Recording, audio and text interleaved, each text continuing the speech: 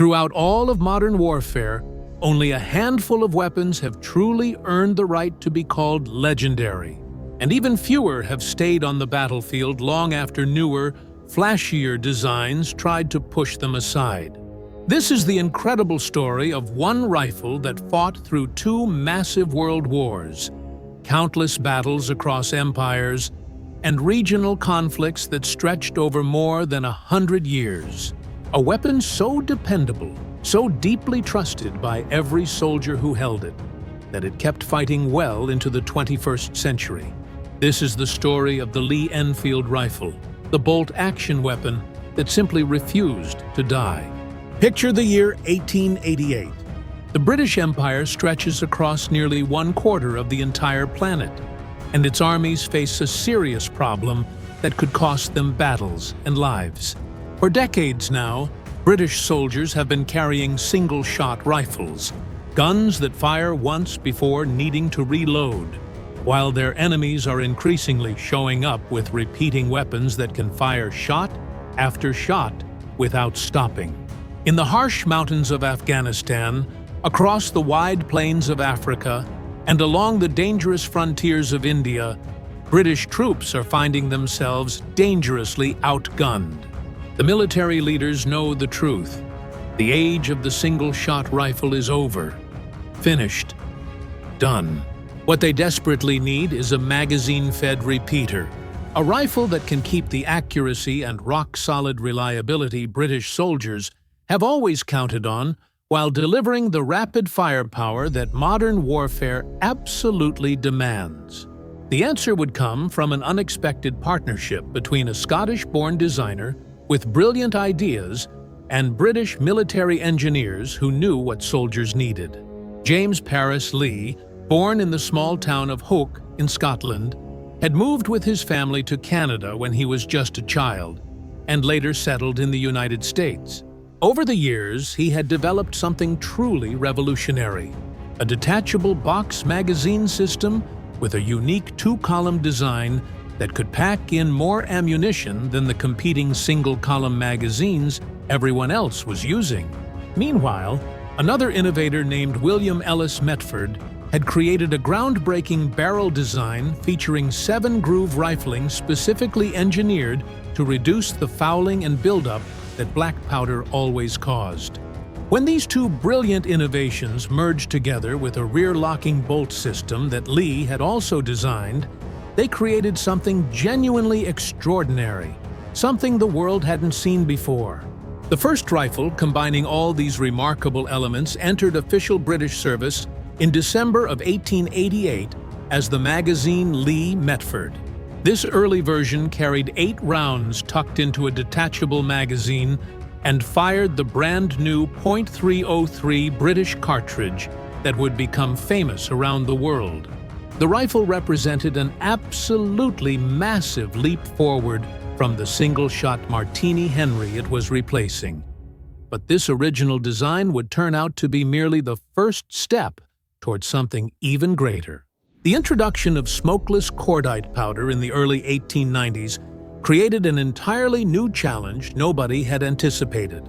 The intense, searing heat generated by this modern propellant caused rapid and damaging erosion in Metford's shallow rifling grooves, wearing them down faster than anyone expected. Engineers working at the Royal Small Arms Factory in Enfield developed a smart solution: deeper square-cut rifling with 5 grooves instead of 7 that could truly withstand the punishment of smokeless powder without wearing out. In 1895, rifles fitted with these improved Enfield pattern barrels and an upgraded 10-round staggered column magazine entered service as the Magazine Lee Enfield. And with that change, the foundation of a true legend had been firmly laid. Combat experience in the brutal Boer War at the turn of the century revealed both the impressive strengths and surprising limitations of the long rifle and shorter carbine variants that were then in service across different branches. British military thinking underwent a radical and dramatic shift in philosophy. Rather than continuing to maintain separate long rifles for infantry soldiers and shorter carbines for cavalry troops and artillery crews, the War Office decided to pursue something different, a universal length weapon that could effectively serve all branches of the military equally well. In 1902, extensive trials began on a shortened rifle design that would change everything.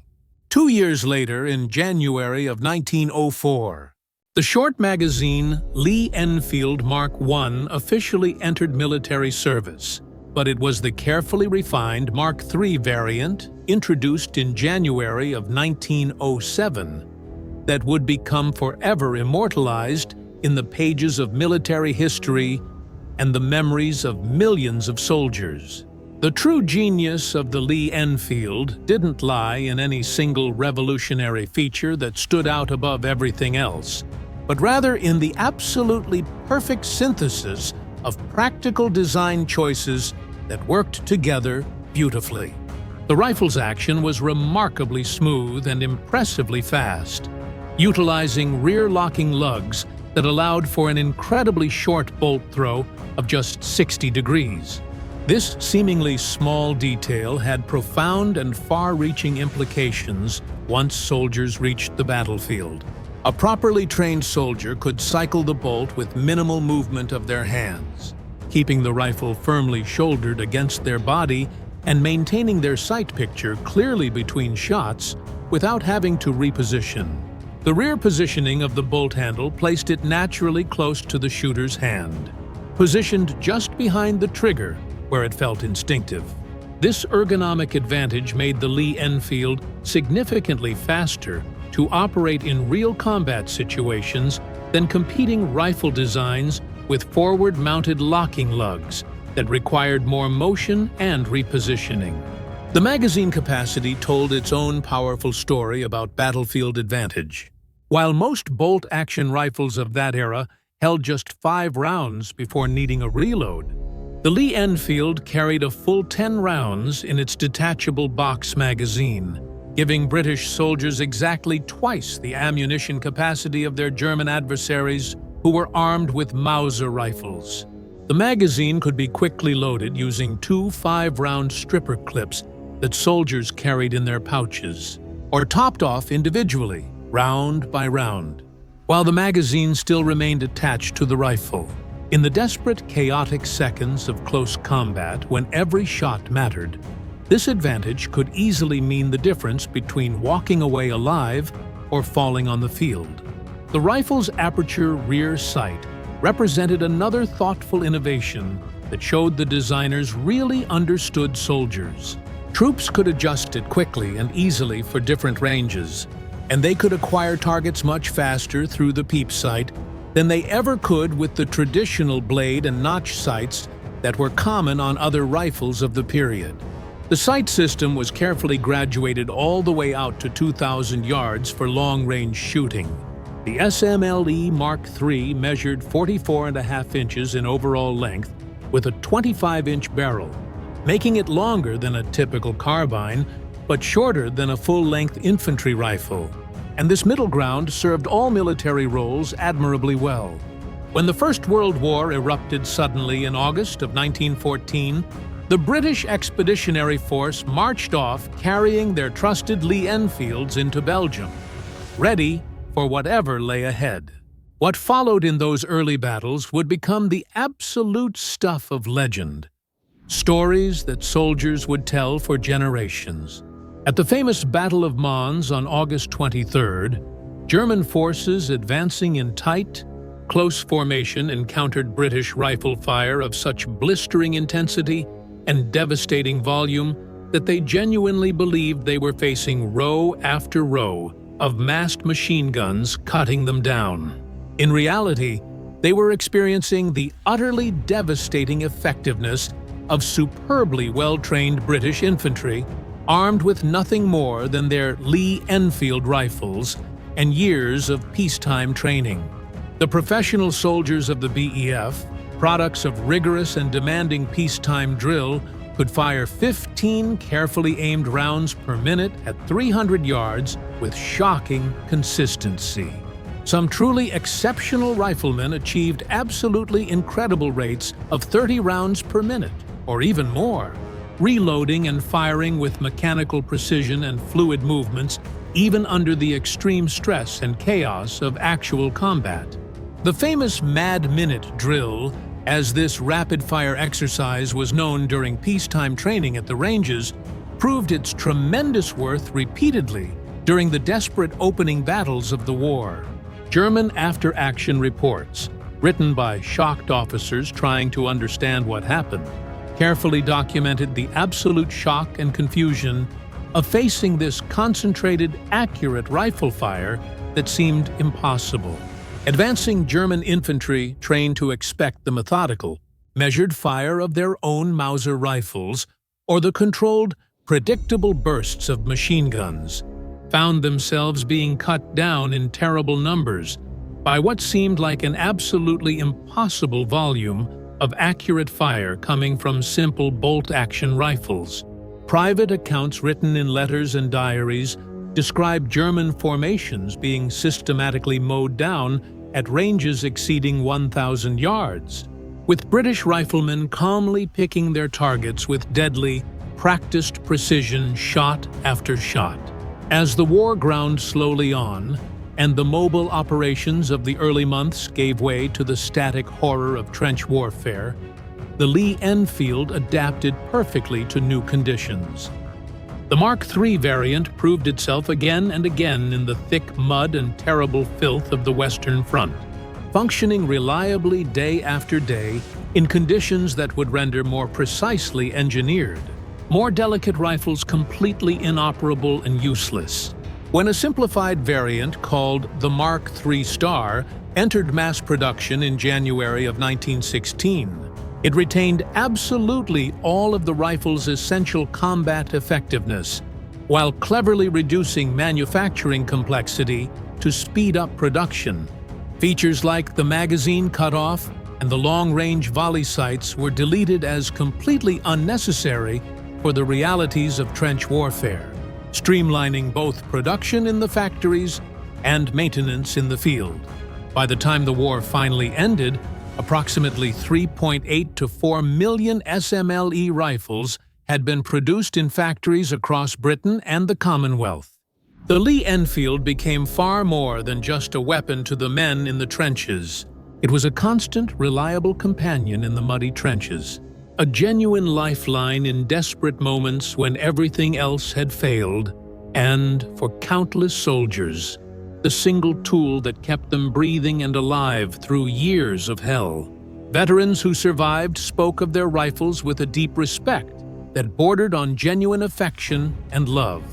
They knew every single quirk and characteristic of their particular weapon intimately. The precise, familiar feel of the bolt sliding back and forth, the exact point where the trigger would break cleanly. In a brutal environment where any mechanical failure could prove immediately fatal, the Lee Enfield earned an unshakable reputation for working reliably when it mattered most, when lives hung in the balance. The rifle saw active service in absolutely every theater of the First World War across the globe. British and Commonwealth forces carried it through the scorching deserts of Mesopotamia, across the ancient mountains of Palestine, and into the peaks of Italy. Each different environment tested the weapon in unique ways, with different challenges of climate and terrain, and in each place, it proved completely equal to whatever challenge arose. The rifle that had originally been designed for universal military service was now fighting in a truly global conflict, unlike anything its designers could have possibly imagined in their workshops. When the guns finally fell silent in November of 1918 and peace returned, the Lee Enfield story was nowhere close to being over. During the interwar years between the conflicts, the British Army changed its entire nomenclature system for organizing equipment.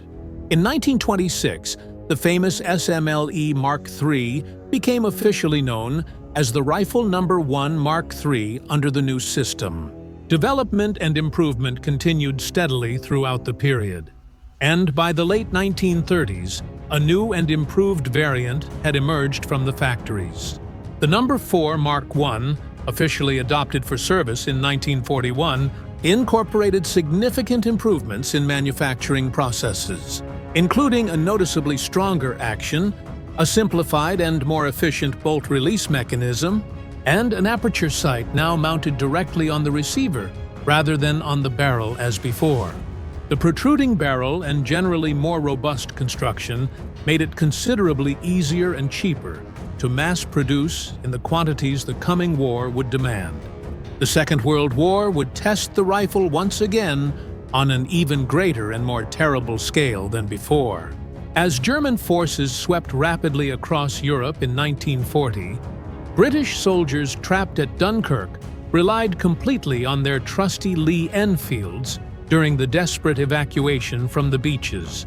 In the vast deserts of North Africa, the rifle proved its worth again and again in desert warfare against battle-hardened German and Italian forces. In the thick, humid jungles of Burma, where moisture and oppressive heat destroyed and ruined lesser weapons within days, the Lee Enfield continued to function perfectly day after day. On the blood-soaked beaches of Normandy and in the deadly hedgerows beyond the landing zones, an entirely new generation of young soldiers learned to trust completely the same rifle their fathers had carried faithfully in the previous terrible war. Production numbers during World War II exceeded all previous records by massive margins. The number 4.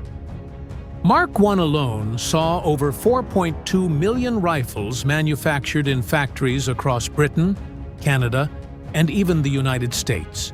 Canadian production at the massive Long Branch arsenal located near Toronto produced approximately 1.5 million rifles between 1941 and 1945 alone. The American manufacturer Savage Stevens produced thousands of rifles marked with U.S. property stamps specifically for Lend-Lease distribution to Allied nations.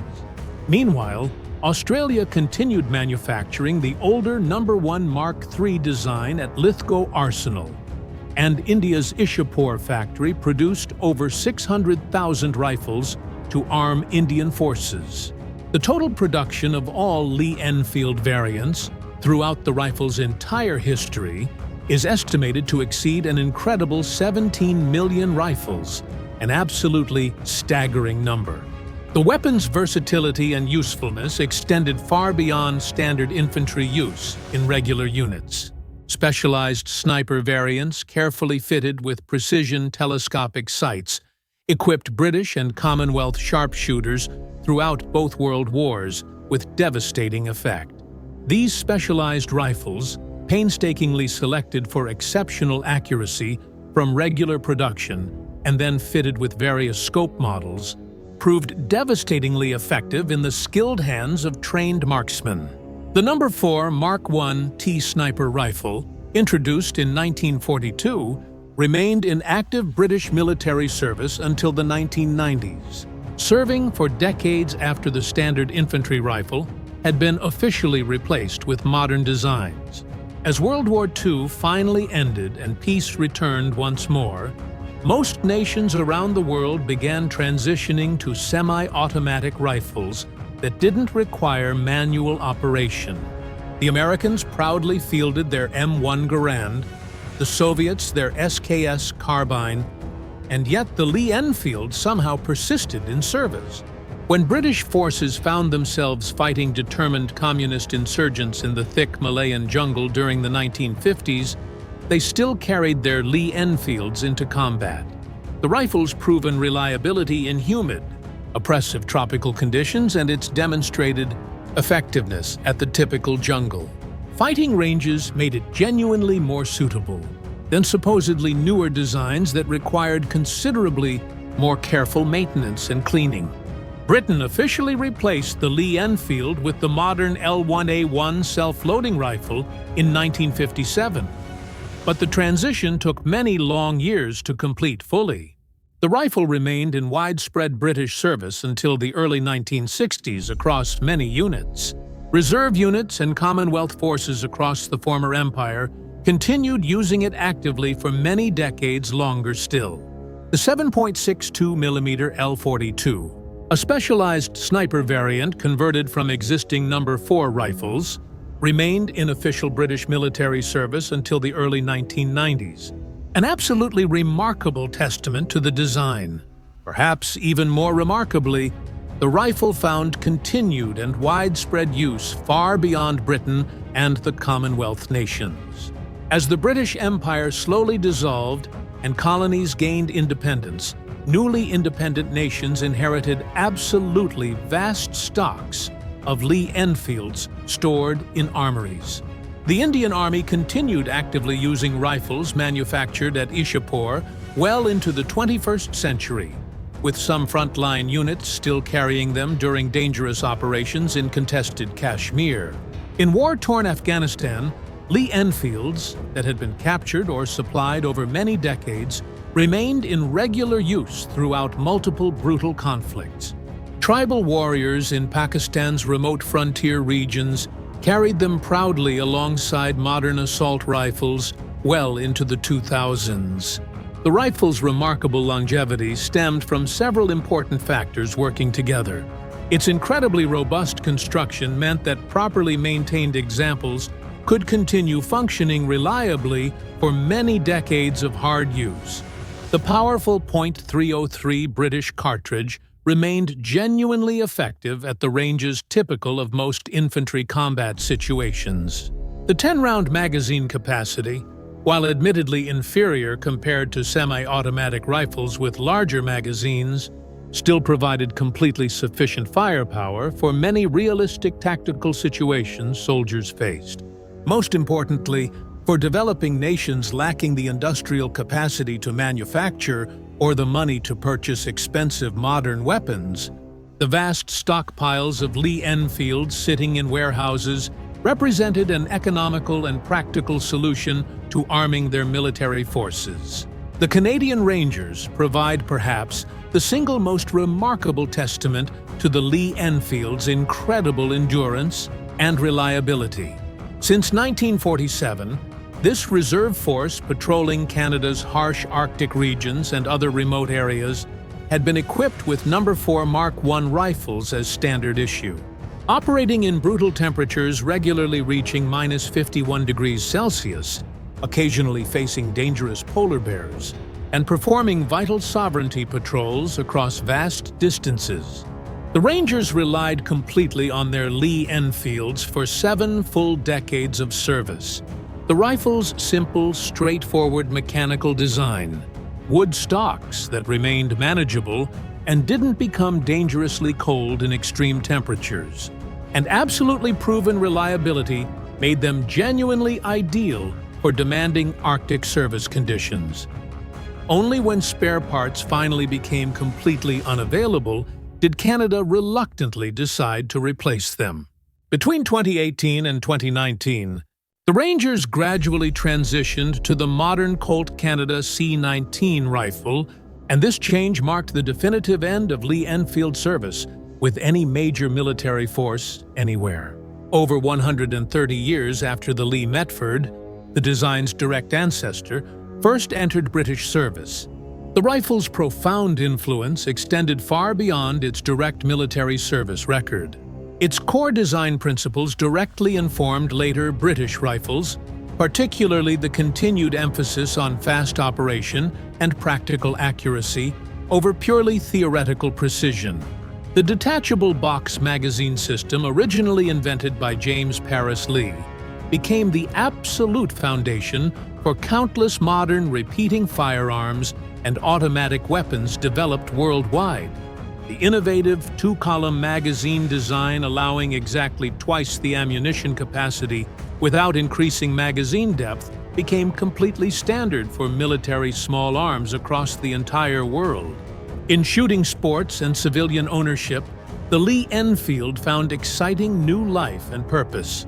Surplus rifles flooded markets after World War II ended, and their winning combination of genuine historical significance, moderate and affordable cost, and solid practical accuracy made them extremely popular with collectors and recreational shooters alike.